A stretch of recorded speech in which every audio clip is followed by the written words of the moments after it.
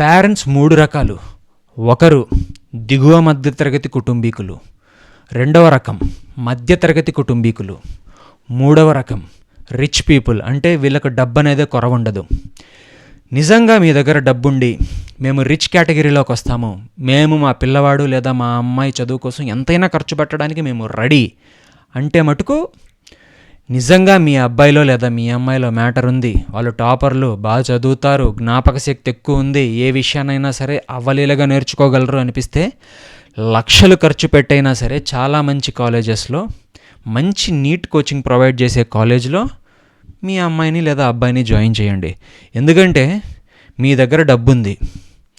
ఒకవేళ MBBS crack చేయలేకపోయినా B కేటగిరీలో లేదా సి కేటగిరీలో డబ్బులు పెట్టి ఎంబీబీఎస్ చదివించుకునే స్తోమతైనా మీకు ఉంటుంది. కాబట్టి జాయిన్ చేసేయండి, ప్రాబ్లమే లేదు. రెండవది మధ్యతరగతి కుటుంబీకులు.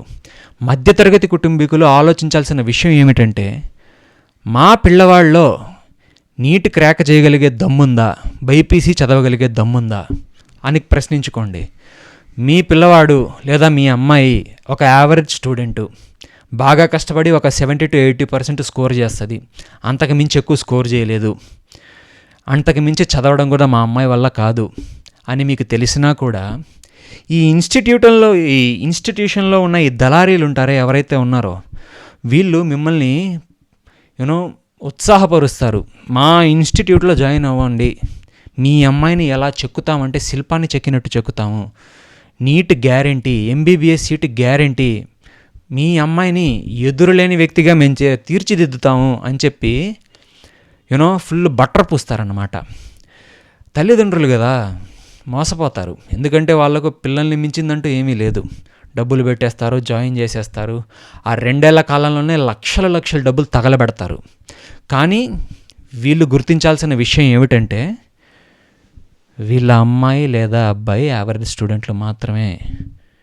వాళ్ళు బాగా కష్టపడగలిగి నిజంగా ఎఫర్ట్స్ పెట్టి ఇక నాకు చదువు తప్ప వేరే ధ్యాసే లేదు, ఈ ప్రపంచంలో నాకు నా చదువు మాత్రమే ముఖ్యం, నా లక్ష్యం మాత్రమే ముఖ్యం అనుకొని వీళ్ళలో రియలైజేషన్ కలిగి ఆ 2 ఏళ్ల స్పాన్లో బాగా చదువుకొని నీట్ లేదా మిగతా ఏదైనా కోర్స్ కానీ క్రాక్ చేయగలిగితే సూపర్, లైఫ్ సెట్ అయిపోతుంది.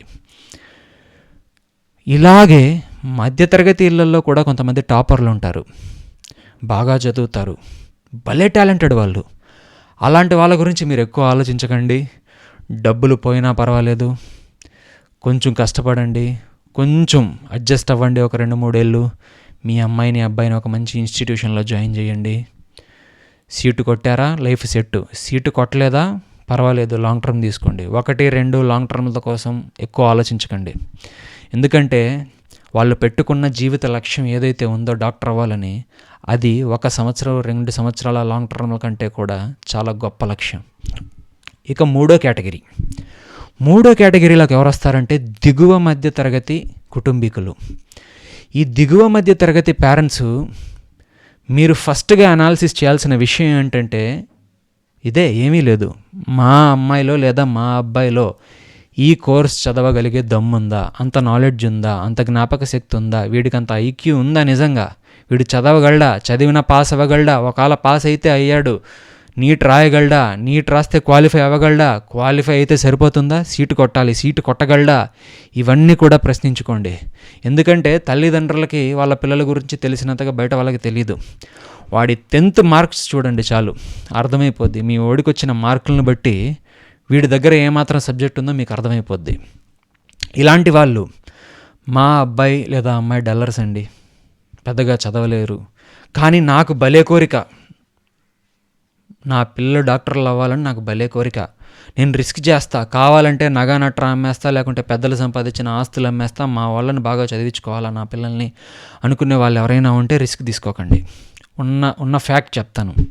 ఎందుకంటే నేను బైపీసీఏ చేశాను, అండ్ నేను ఆంధ్రాలో వన్ ఆఫ్ ద కాస్ట్లీస్ట్ క్యాంపస్లో బైపీసీ చేశాను.